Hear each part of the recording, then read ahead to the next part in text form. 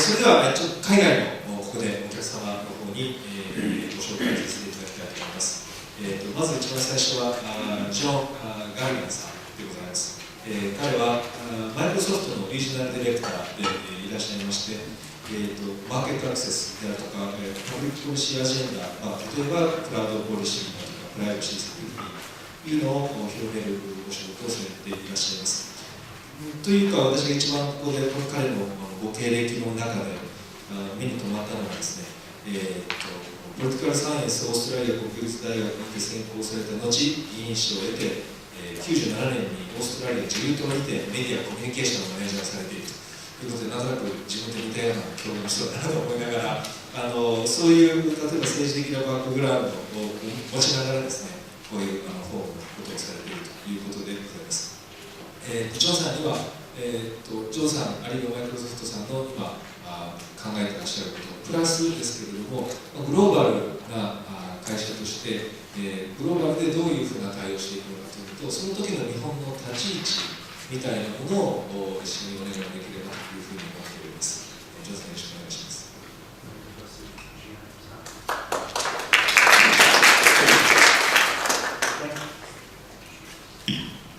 Thank you so much for the opportunity and the kind introduction.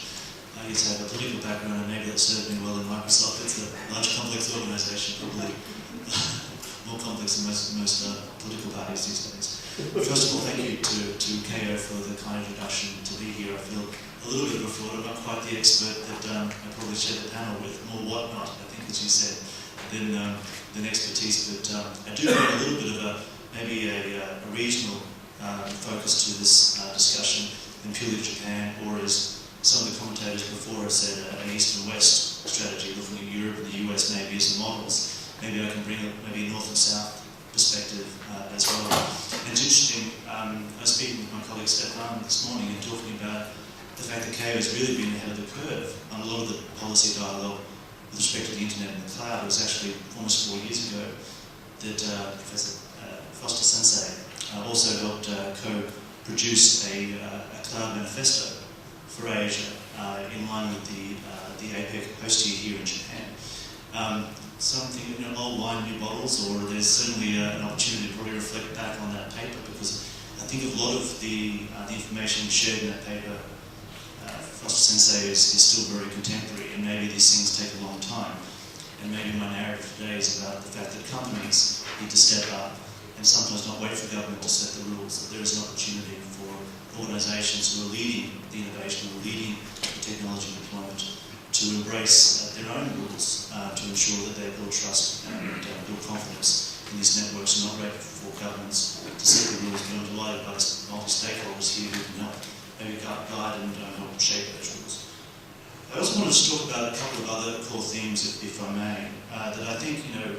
we can see innovation and responsibility coexist. I don't think you need to make a trade-off. I think that it is clearly in line now with community's expectations and the ability of technology to deliver on both. Clearly, sometimes we get it wrong, sometimes we go ahead of the curve, but we're increasingly seeing consumers drive the innovation back into organisations such as ourselves. We are seeing it certainly in markets in Southeast Asia, where the leapfrog of technology into areas such as mobile telephony are really driving new innovations that require a new framework for responsibility, not just to government, by the makers of that technology as well. And we're going to see increasingly consumers drive the innovation potential, and thinking about the passive use of information that they so much need to drive their daily lives. And what does that mean for organisations that are using that information to make sure that they deliver upon those expectations? And I'm not sure it's right for government to try to pick winners and losers in this space, but to maybe be informed by service providers, but also to be very attuned to what the governments, what the community are looking for as well. And my counterpart from Yahoo, I think, made some good points about that. I'd also like to talk about the credos of companies. We don't put data first, we put people first. And that probably aligns with the comments I made before about making sure that we think about the end solution, about the user, not necessarily the data itself. And so we're not there just to protect data, we're there to sort of delight customers and delight consumers, but at the same time making sure that we put people first at every stage. that we're not thinking about this data in some sort of ethereal space. We're actually thinking about the practical uses as well. I'd like to think that Japan can innovate, not emulate. I think that there's a very important opportunity for Japan to lead here. For my sins, I sit on the board of the Asia Cloud Computing Association, and that organisation looks north, south, east and west right across the region for leaders within cloud adoption. Only last Friday we launched our most recent Cloud Readiness Index, which I know that also the VSA have been a close global ranker of cloud adoption within the world as well. Here in the region, the Asia Cloud Computing Association was one of the first to also develop an index. Japan ranks #1 for the third year running in that index, which may surprise a lot of people in this room, but clearly it is still seen to be the leader in cloud adoption, but there are other markets in the region catching up fast because they see the opportunity for policy to bridge the gap between what is important for not just the adoption of technology, but the use of technology across the entire economy. I think some of our speakers talked about the use of data as an economic enabler as well, and I think Foster Sensei in his opening remarks talked about that.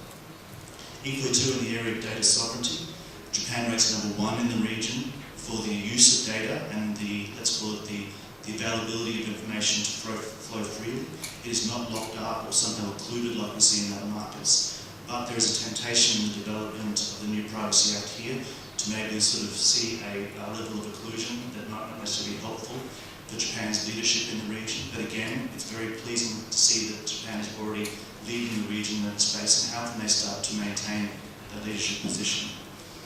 And then fourthly, I think service providers like ourselves, as I mentioned earlier, need to think about their role and making sure that they can compete on trust. I think all of us are in the digital economy, all those are service providers in the cloud, are clearly seeing trust and security and ability to be able to get a confident use of our services as a defining feature of who we are as companies. So I notice I'm probably up against time, and I could probably go into details to all four of those principles, but maybe during the dialogue in a few minutes we can go into a little more detail, so thank you.